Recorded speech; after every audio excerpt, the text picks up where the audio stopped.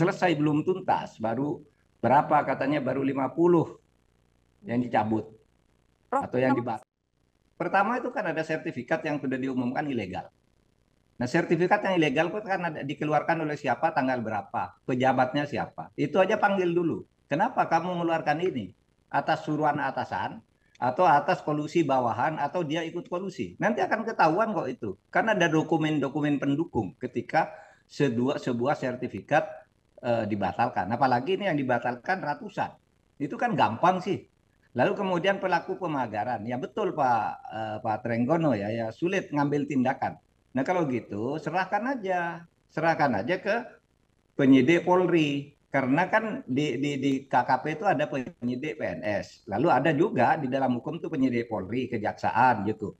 Serahkan ke situ, itu ada pelanggaran. Tolong siapa yang pemagaran itu, yang lakukan pemagaran itu kan ada orangnya yang ngaku bahwa ini swadaya masyarakat, dia sudah menemui nelayan, panggil dia. Wajib dia hadir, dipanggil oleh hukum. Kamu masyarakat siapa yang kamu temui bahwa itu swadaya? Lalu diusut dari situ. Menurut saya sih tidak sulit sih, gitu. Tapi ini selama ini kok saling lempar badan, ya. Saya selalu mengatakan gini, menteri itu, apakah itu Pak Hadi Cahyanto, apakah AHY atau Sofyan Jalil, tidak usah takut kalau dia tidak sengaja melakukan pelanggaran itu. Itu kan ada delegasi kewenangan di dalam hukum tata negara itu. Ini kewenangan dan tanggung jawab ini atas delegasi dari menteri ini, kan gitu. Kalau dia tidak melakukan, tidak usah takut, katakan aja, tidak usah saling menghindar, serahkan. Yang tepat itu Nusron Wahid, bagus tuh, langsung dia bilang itu ilegal gitu. Dia tidak terlibat gitu, tetapi pasti ada yang terlibat, sampai ada 263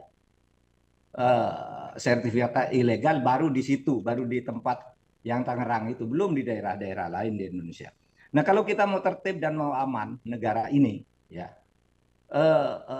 ini supaya ditindaklanjuti secara hukum pidana gitu, bukan teknis administrasi. Teknis administrasi terebutan semua datang ke pemagaran itu, ada yang ingin memaki-maki, ada yang langsung membongkar rame-rame gitu. Dulunya enggak ada yang mau gitu, baru sesudah presiden memerintahkan lalu rame-rame gitu. Apa perlunya begitu? Sebenarnya satu institusi aja, asal efektif gitu, dari Cindy. polisi. Oke, Prof, tapi kan polisi bilang masih menunggu investigasi dulu dari KKP. Emang harus birokrasi seperti itu atau sebenarnya polisi bisa langsung aja mengusut? Bisa. Begini, di dalam KUHP itu disebut penyidik utama itu adalah Polri. Lalu PPNS itu adalah penyidik pembantu. Oleh sebab itu ada kewajiban koordinasi. Nah kalau ini KKP-nya tidak segera memberitahu, Polri dong turun karena penyidik utama. Yang benar itu sekarang yang dilakukan oleh Kejaksaan Agung, meskipun mungkin terlambat seminggu lah ya.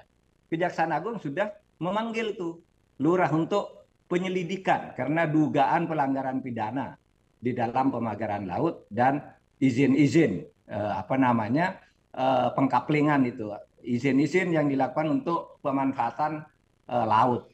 Nah itu udah dipanggil oleh kejaksaan tanggal 22 kemarin. Sudah agak terlambat, tapi udah betul. Tidak usah nunggu gitu. Itu gampang kok kalau sudah lurahnya itu dipanggil ya Pak Lurah Kohot itu. Kenapa kamu mengeluarkan itu, mana dokumennya, mana letter C-nya, dan seterusnya itu kan bisa dilacak. Apakah letter C itu baru dibuat, sesudah ada itu atau tidak. Itu sekarang teknologinya gampang kok. Membuktikannya gampang kok gitu. Tapi Prof, Jadi saya kira tidak usah saling melempar lah. Sekarang ini waktunya nih hukum pidananya ini baru ke teknis administrasi aja. Administrasi pun belum selesai, belum tuntas. Baru berapa katanya, baru 50 yang dicabut Prof, atau yang kalau misalnya dibatalkan. sebenarnya untuk mengusut pidananya tinggal men-tracing siapa saja yang terlibat dalam penerbitan sertifikat. Tapi kenapa menurut Anda alot sekali untuk mengungkap dalangnya? Nah, mungkin itu karena tracing itu mungkin akan menyangkut dirinya bisa saja atau keluarganya. Kan banyak ya pejabat-pejabat itu yang kadangkala dirinya tidak tahu, keluarganya dapat, anaknya dapat, istrinya dapat, saudaranya dapat, gitu-gitu tuh mungkin takut terbongkar juga. Gitu bisa saja itu terjadi. Tapi apapun sikap untuk menyembunyikan itu adalah salah secara hukum. Itu merusak negara gitu. Kalau Anda merasa bersih, ya serahkan aja, buka semua. Kasih tuh KKP, ATR, BTN, kasih ke polisi, kejaksaan, Pak, tolong ini nih, salah ini, tolong Bapak sidik gitu. Gitu. Penyidik kami mungkin tidak mampu karena ada orang dalam juga yang terlibat, kan bisa begitu. Hukum membuka itu dan membunyikan itu. Saya ingin mengingatkan ya, hak guna bangunan di perairan laut, perairan pesisir itu sudah dilarang oleh Undang-Undang Nomor 1 Tahun 2014 sesuai dengan putusan MK Nomor 3 Tahun 2010. Dilarang pemberian hak bangunan, hak usaha dan sebagainya kepada perorangan dan korporasi di perairan pesisir. Itu jelas bunyinya. Yang dibolehkan itu adalah eksplorasi dengan izin tertentu, bukan seperti itu. Izin tertentu itu misalnya reklamasi, eksplorasi apa? Eksplorasi terhadap tambang-tambang di bawah laut gitu. Itu boleh dengan izin tertentu. Kalau borongan kayak gitu belum tahu apa yang akan dikerjakan, tiba-tiba keluar sertifikat, kan tidak boleh menurut undang-undang maupun menurut putusan MK. Prof. Mahfud, tapi kalau selama Anda masih menjabat sebagai Menko Polhukam saat itu, pernah ada laporan atau isu terkait pagar laut yang mencuat juga kah? Tidak ada, tidak pernah ada. Makanya ini mengagetkan dan semuanya saling lempar badan. Seumpama pun saya itu ya tidak tahu, tapi begitu tahu pasti ditindak dong. Pasti didatangi lalu ditindak secara hukum. Dulu memang pernah ada, tetapi bukan pemagaran, yaitu upacara 17-an ketika tahun pertama itu saya menjadi Menko Polhukam. Upacara 17-an itu di sana bendera merah putih tidak boleh, kabarnya ini ada video bahwa di PIK 1 itu tidak boleh ada bendera merah putih. Padahal itu 17-an. Saya bilang tanggal 16 saya akan ninjau ke sana. Saya akan cabut bendera-bendera negara asing yang ada di situ kalau merah putih tidak boleh. Saya sudah siapkan tim ke sana, tiba-tiba malamnya Pak, enggak Pak, bendera merah putih sudah ada katanya. Sudah beranu semua gitu. Ya sudah, selesai.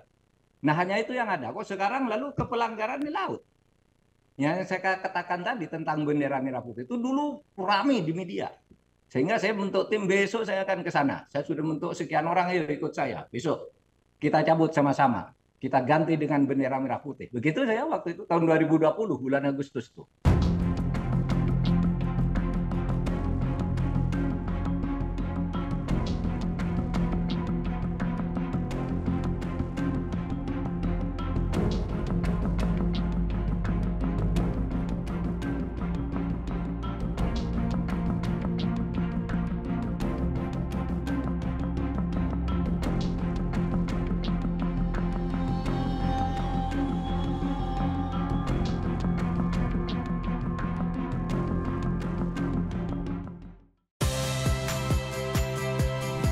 Saya Audrey Chandra, saksikan program-program Kompas TV melalui siaran digital, pay TV, dan media streaming lainnya. Kompas TV, independen, terpercaya.